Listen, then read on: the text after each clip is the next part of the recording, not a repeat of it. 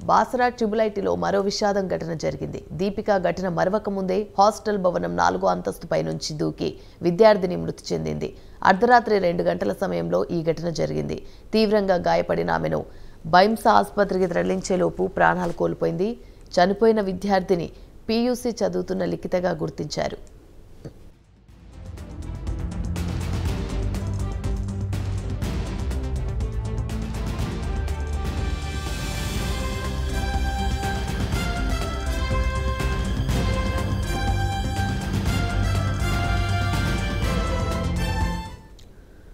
లిఖిత స్వస్థలం సిద్దిపేట జిల్లా గజ్వేల్గా గుర్తించారు. ఈ ఘటనపై సమాచారం అందుకున్న పోలీసులు వివరాలు సేకరిస్తున్నారు.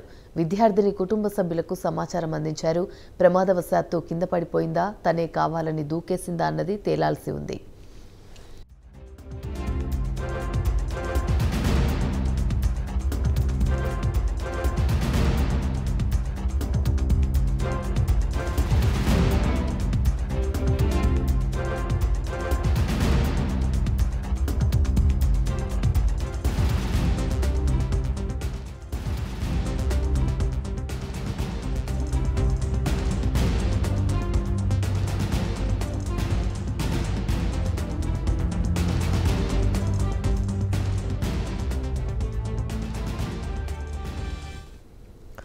బాసరా ట్రిబుల్ ఐటీలో మరో విషాద ఘటన జరిగింది. దీపిక ఘటన మరవక ముందే హాస్టల్ భవనం 4వ అంతస్తుపై నుంచి దూకి విద్యార్థిని లిఖిత మృతి చెందింది.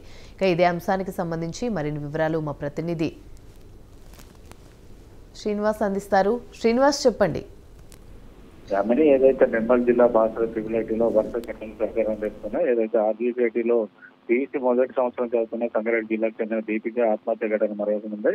ఈరోజు తెల్లవారుజామున 2 గంటలకు సిద్దిపేట జిల్లా గజ్వేల్కు చెందిన పీఈసీ ఫస్ట్ ఇయర్ చదువుతున్న విద్యార్థిని ఊర లిఖిత బాలికల వసతి గృహం 4వ అంతస్తు నుండి కింద పడడంతో భద్రతా సిబ్బంది గమనించి ఆమెను మొదట క్యాంపస్ హెల్త్ సెంటర్ తరలించి ప్రథమ చికిత్స అందించారు. అనంతరం ఆమెను బైంసా ఏరియా ఆసుపత్రికి తరలించారు.